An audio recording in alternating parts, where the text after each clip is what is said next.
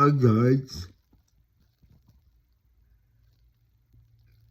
I spend a lot of time getting ready,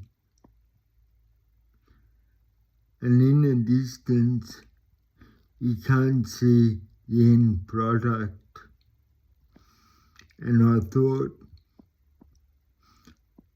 I'd do a close-up of my face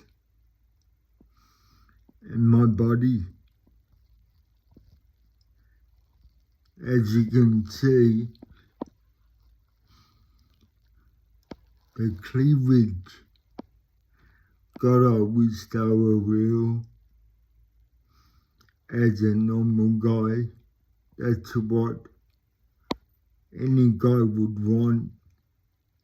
But you know what? If you like what you see and it does it for you, that's okay too.